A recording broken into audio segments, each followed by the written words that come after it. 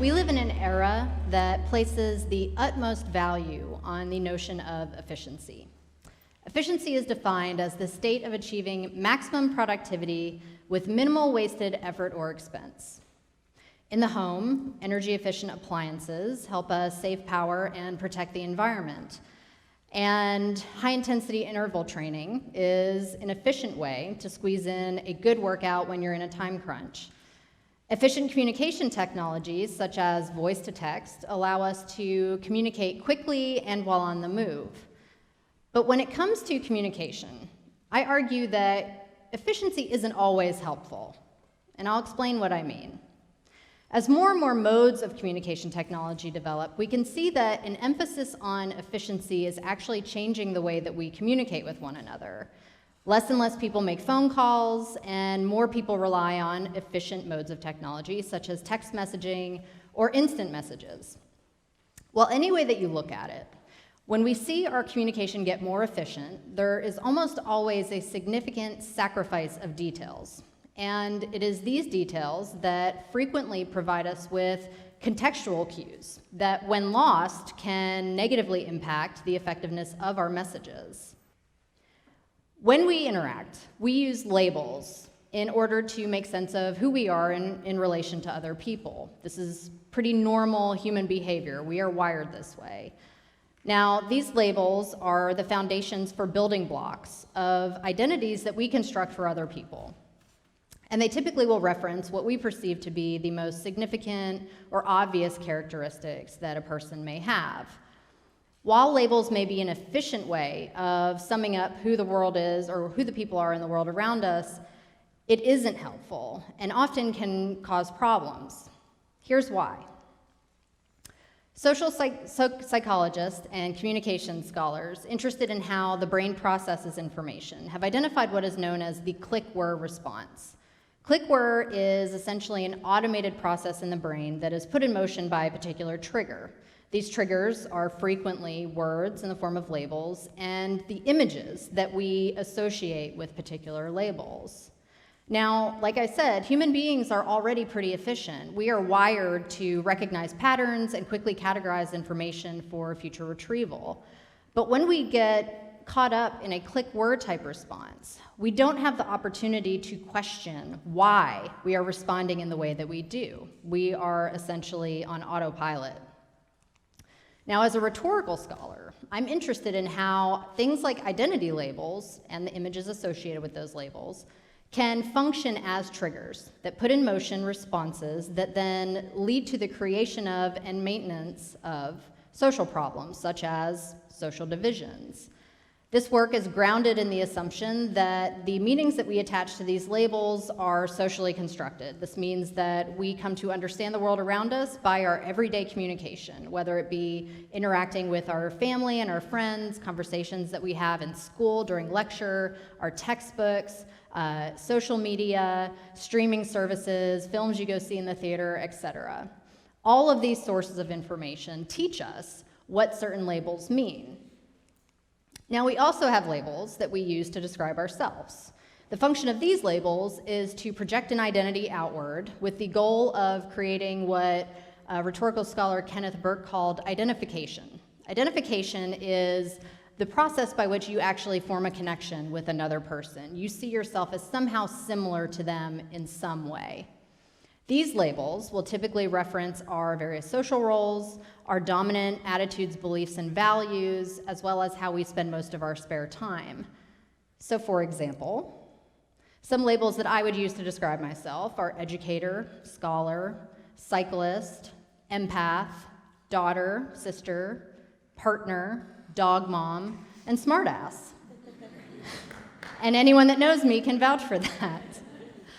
Now, anyone that has access to my social media platforms could probably construct a fairly well-rounded identity for me based on the things that I put out there for the world to see, and would probably use labels similar to those that I just listed for you to describe me to other people. But what happens when a particular identity label functions to not create a connection with another person and to promote communication with other people, but rather functions to stop it dead in its tracks and prevent us from connecting with others? I'll give you another example. The state of Texas has labeled me a felon. Now, the word felon technically means someone who at some point in their life has been convicted of a serious crime deemed a felony in the penal code. And yes, several years ago, I was convicted of a serious crime. I was sentenced to prison. I went to prison, I did my time, and then I came home ready to move forward with my life. And it was that moment that I realized the power that the label behind me has, and the role that efficiency played when people would judge me based purely on that identity label attached to my name. Because of, well, like many people coming home from prison, I immediately went to look for a job, and in that process, one by one, I was quickly turned away from every employer that I sought hiring from. This was before I had the opportunity to give any information beyond my name, my address, and the fact that I had been convicted of a felony crime. And so I didn't have the opportunity to explain how I ended up being labeled that way, or even offer any of the credentials that I brought with me to the position that I was applying for. So in this circumstance, the label felon acted as a trigger that stopped communication from progressing any further. No employer wanted to take the time to hear my story or to see how qualified I may have been for those positions that I was applying for. Because of the label felon, I've been called everything from a liability to, and I quote, the scum of the earth. It has not only hindered my ability to get a job and an apartment, but it has also created a sense of shame for myself and my family. Because when people hear the word felon and they associate that label with your identity, they immediately think of the absolute worst that humanity can produce. They think, at times, that I'm not even human. The assumption is, of course, that anyone convicted of a felony crime or anyone capable of committing a felony crime must be inherently untrustworthy, irredeemably unethical, and of generally little to no value to the betterment of society. Well, it is certainly efficient to think that way, and it's certainly to think that way about a large population of people, just like myself in this country. Unfortunately, it's simply not accurate, nor is it an effective way of communicating. Since I came home from prison, and thank you to my large support system, some of whom are here today, but as well as multiple layers of privilege, I've been able to earn 2 college degrees and will complete my doctorate degree next year at the University of Texas. Welcome.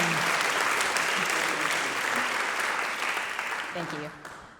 I've also been published in scholarly and creative outlets. I have won a state cycling championship. I have adopted 3 dogs. I've fallen in love.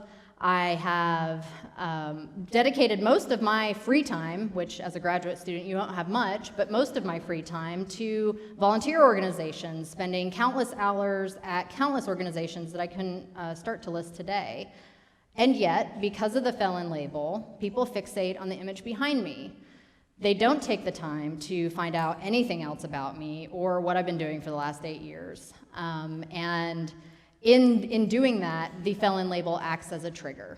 It is often these people who are basing their judgments of me on the assumptions that many people make about people labeled a felon, and that is largely based on the worst stereotypes that you could see represented either in the most high-profile crime stories, really sensationalized news coverage, or any one of the many entertainment sources that we have that claim to represent what the criminal justice system is like and what types of people belong there. So let's take a break from staring at this glamour shot behind me and start to think about some other identity labels that we encounter on a fairly regular basis that you may not have direct experience with the populations that they're associated with, and think about what comes to mind when you hear things like someone is of the Muslim faith, or when you hear someone identify as queer or trans, or perhaps even if someone says that they are a combat veteran. What types of assumptions come to mind about the populations of people with whom you might have limited firsthand experience, but yet you hear about and see regularly in the media and used as rhetorical tropes in political debates? Now, when I tell my story, I typically get a couple of responses. The first is shock. You? Prison? No way. What'd you do? And then the second is closely related. It's confusion. Oh, wow, that's crazy. Like, you don't look like somebody who'd be in prison. Well, I have to ask, what am I supposed to look like? And where do we get these assumptions about what a formerly incarcerated person is supposed to be and what they're capable of and what color their skin is supposed to be and what their education level is supposed to have been? These are the reasons that the meme that I'm about to explain to you also makes sense. So everyone knows who Snoop D-O-double-G is and Martha Stewart. And I can't show you the image that I'm going to reference for copyright purposes, but let's do a little thought exercise. Imagine, if you will, an image of Snoop and Martha cooking dinner in a kitchen together. And if you aren't aware, they actually do have a cooking show together, and it's phenomenal. They're quite the pair. But I was browsing memes on the internet, like we all do, because memes are life, and I came across an image of Martha and Snoop cooking. And the caption for the meme read, "A convicted felon cooks dinner with a famous celebrity." Why does that make us laugh? What is the assumption underlying what it means to be a convicted felon that makes the two of these people, one having to be a felon and one having to be the celebrity, funny to us? Well, it's the assumptions that we make about what it means to be labeled a black man and a white woman in this country. And black men and white women have very different experiences, both in and outside of the prison system. But it's the expectation that we have for when we look at someone who looks like Snoop Dogg and look at someone who is known for baking pies and making phenomenal centerpieces for Thanksgiving that leads me to ask you to start interrogating why we anticipate who the felon is here, and why we laugh when we see things like this, and why Orange is the New Black is on season 100 or whatever it is at this point. Why is it entertaining for a white woman of high or upper level class to go to prison and to be the fish out of water, but yet we have no problem with incarcerating 3 out of 5 black men at some point in their lives? So, something to keep in mind. We are not always in control of the biases that we carry with us and the assumptions that we make. Like I mentioned, much of the information that we gather about people with whom we have limited experience comes from social constructions. You probably aren't going to meet every particular type of person with every particular identity label, in your adult life. And so we do the best that we can. But sometimes we don't do enough to try to counteract the effects of these repetitive stereotypes that we see in the media and the types of things that we hear repeated over and over and over again by political candidates. And so when I think about what it means to be reduced to the label felon, I think it doesn't represent who I am. And I would largely argue that reducing anyone to a single label doesn't represent who they are either. Labels are often temporary as well. In my case in particular, I have a difficult time with anyone labeling me something from almost a decade ago when I've done so much with my time since then. We are evolving creatures. The phrase live and learn didn't come from nowhere. And so that's something to always keep in mind when we use labels to efficiently sum up who we think somebody is, or when we lean a little too heavily on those assumptions that we connect to those labels. So, before I offer a suggestion to our efficiency debacle, I want to make a really quick disclaimer. This talk is not an attempt to force anyone here to think or speak in a way that you do not want to. I am not the thought police, I'm not the language police, and I know that people have a hard time with what they perceive as politically correct language. The point is, however, that sometimes we allow language to get in our way of actually communicating. I know that sounds funny, right? And sometimes we also allow labels to hinder us from connecting with other members of our community who we might not typically. The current state of where we are in this country is largely based on division. And division comes when we equate difference with not being compatible in a community. And so if you are interested in working with other members of your community who you might not typically be motivated to for whatever reason, or just simply expanding beyond your rather homogeneous friendship bubble that you may already have, I have a few ideas for what you can do. So first and foremost, check your biases and check your privilege. Now, a lot of people get up in arms over the phrase privilege, but everyone has some degree of this. The fact that you're all sitting in this audience today is a degree of privilege. And so there's nothing wrong with acknowledging it and realizing that once you acknowledge your own privileges, then you are better equipped to be empathetic towards people less privileged than yourself. Secondly, check out what your biases are. These are things that are not always readily available to you at your conscious level. And so Harvard actually has what they call the Implicit Bias Project. And there's an exam that you can go to the Harvard EDU website, and it actually tests you for implicit social cognition, which means these unconscious things that tend to guide us in treating people differently. Use the results from that when you are practicing reflexivity. Reflexivity is actively challenging your judgments as you make them. This is something that, unless you get into the practice of doing it regularly, it's really difficult to do. 90% of the time, we're on autopilot these days, folks. And so to try to challenge every judgment that you make as you make them, it takes a great deal of effort. But without effort, we don't see improvement. So always remember to check your judgments.